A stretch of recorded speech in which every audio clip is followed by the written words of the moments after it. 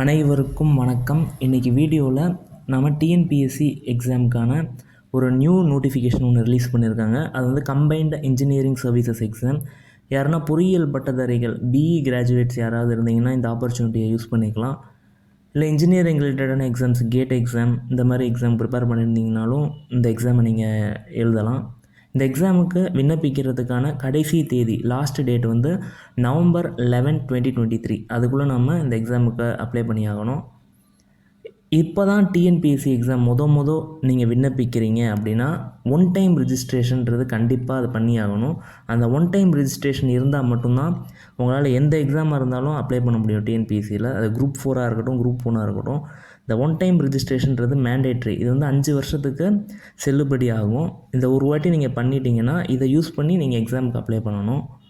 இந்த one time registration பற்றி உங்களுக்கு ஏதாச்சும் டவுட்ஸ் இருந்துச்சுன்னா கமெண்ட் பண்ணுங்கள். அதற்கான வீடியோவும் நான் மேக் பண்ணி போடுறேன் சேனலில்.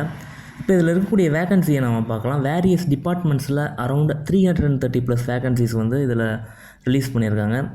இதில் வாட்டர் பிடபிள்யூடி டிபார்ட்மெண்ட்டில் சிவில் இன்ஜினியரிங் இருக்குது. நெக்ஸ்ட்டு பார்த்தோம்னா panchayat Raj department, highway department, industrial safety and health. இது வந்து மெக்கானிக்கல் இன்ஜினியரிங் கிராஜுவேட்ஸுக்கானது போஸ்ட் இது. நெக்ஸ்ட்டு நம்ம பார்த்தோம்னா senior officer technical.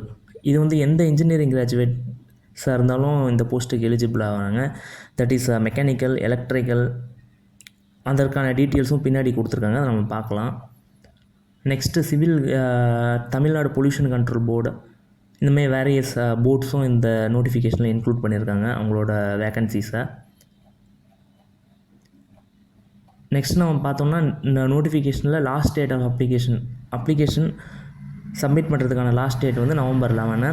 Correction window வந்து 16th அன்றைக்கி ஓப்பன் பண்ணுறாங்க. அதுலேருந்து 18th வரைக்கும் அந்த கரெக்ஷன் விண்டோ ஓப்பனில் இருக்கும்.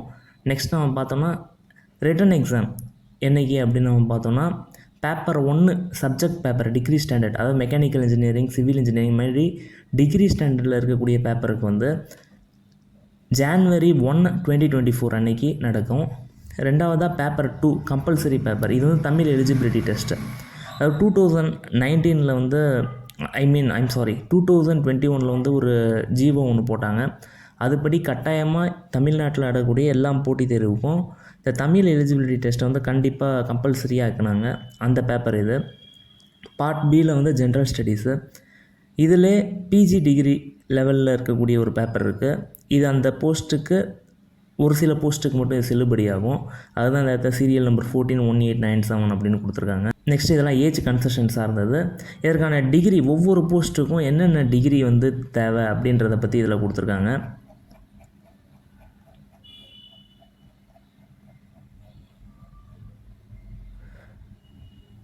அப்புறம் ஃபிசிக்கல் ஃபிட்னஸ்க்கான சர்டிஃபிகேட்டு வாங்குறதுக்கான ஒவ்வொரு போஸ்ட்டுக்கும் எந்தெந்த ஸ்டாண்டர்ட் ஆஃப் விஷன் இருக்கணும், அதற்கான சர்டிஃபிகேட்டோட ஃபார்ம், அதை பற்றின டீட்டெயில்ஸ்லாம் இதில் கொடுத்துருக்காங்க.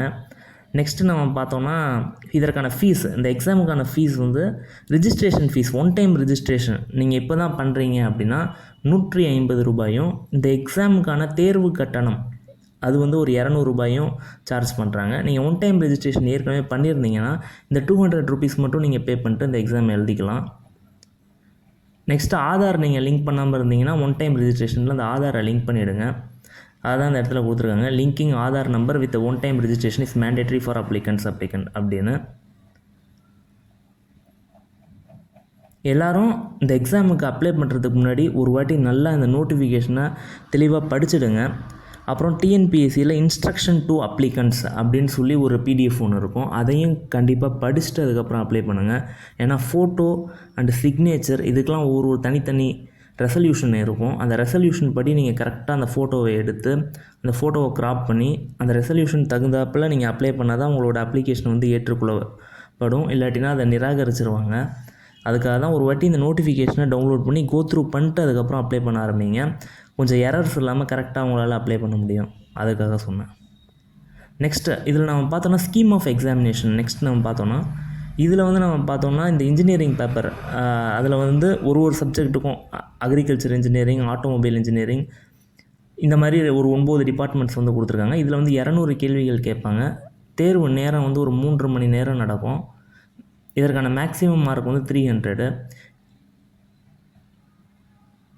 இதற்கான குவாலிஃபையிங் மார்க் இதெல்லாம் கொடுத்துருக்காங்க. குவாலிஃபையிங் மார்க்குன்றது பொதுவாக இது வந்து ஒரு பாஸ் மார்க் தான் இது.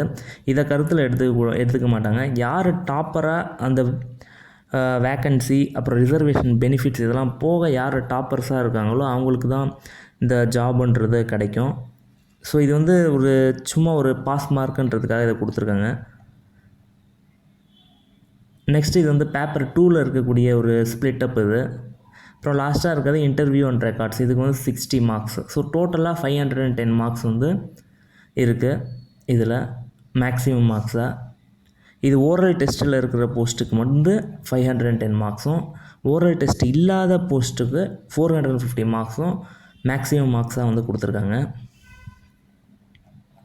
நெக்ஸ்ட் அதர் எலிஜிபிலிட்டி கண்டிஷன்ஸ்லாம் அந்த நோட்டிஃபிகேஷனில் டீட்டெயில்டாக கொடுத்துருக்காங்க. செலெக்ஷன் ப்ரொசீஜர் கொடுத்துருக்காங்க. இன்டர்வியூ போஸ்ட்டுக்கு எப்படி செலெக்ஷன் இருக்கும், அப்புறம் நான் இன்டர்வியூ போஸ்ட்டுக்கு எப்படி இருக்கும் அப்படின்னு. அப்புறம் லாஸ்ட்டாக இருக்கிறது வந்து நேம் ஆஃப் எக்ஸாமினேஷன் சென்டர். இதில் ஏதாச்சும் ஒரு சென்டர் தான் நீங்கள் தேர்ந்தெடுப்பீங்க. இந்த சென்டர் சூஸ் பண்ணும்போது அதை கரெக்டாக பார்த்து சூஸ் பண்ணுங்கள். அப்புறம் எம்ப்ளாய்மெண்ட் டீட்டெயில்ஸு, டிக்ளரேஷன் இதெல்லாம் கொடுத்துருக்காங்க. ஜென்ரல் இன்ஃபர்மேஷன்ஸ்,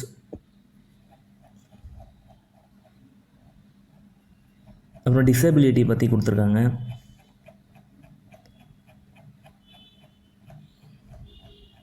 அப்புறம் இந்த எக்ஸாமுக்கான சிலபஸ் ஒவ்வொரு டிபார்ட்மெண்ட்ஸுக்கும் mechanical engineering, civil engineering, electrical engineering இந்த எக்ஸாமுக்கான சிலபஸும், அப்புறம் ஜென்ரல் ஸ்டடீஸ் பேப்பருக்கான சிலபஸ், தமிழ் எலிஜிபிலிட்டி பேப்பருக்கான சிலபஸ் அதெல்லாம் லாஸ்ட்டாக கொடுத்துருக்காங்க. இது அந்தந்த டிபார்ட்மெண்ட்ஸுக்கு தேவையானவங்க அந்த சிலபஸை பிரிண்ட் அவுட் எடுத்து ப்ரிப்பேர் பண்ண ஸ்டார்ட் பண்ணிவிடுங்க. ஓகே, இந்த எக்ஸாம் பற்றி ஏதாச்சும் டவுட்ஸ் இருந்துச்சுன்னா கமெண்ட் பண்ணுங்கள். இந்த எக்ஸாமுக்கு ஏதாச்சும் லெக்சர்ஸ் தேவை அப்படின்னாலும் கமெண்ட் பண்ணுங்கள். அதற்கான லெக்சர்ஸை நான் மேக் பண்ணி உடனே இந்த சேனலில் அப்லோட் பண்ணுறேன். இந்த வீடியோவில் நான் வந்து இந்த டிஎன்பிஎஸ்சி கம்பைன்ட் இன்ஜினியரிங் எக்ஸாமுக்கான நோட்டிஃபிகேஷனில் இருக்கக்கூடிய முக்கியமான தகவல்களை இந்த வீடியோவில் நான் ஷேர் பண்ணியிருக்கேன். இந்த வீடியோ உங்களுக்கு பிடிச்சிருந்தா இந்த வீடியோவை லைக் பண்ணுங்கள், உங்கள் ஃப்ரெண்ட்ஸுக்கும் இந்த வீடியோவை ஷேர் பண்ணுங்கள், என்னோட இந்த சேனலை சப்ஸ்கிரைப் பண்ணுங்கள். தேங்க்யூ, தேங்க்ஸ் ஃபார் வாட்சிங்.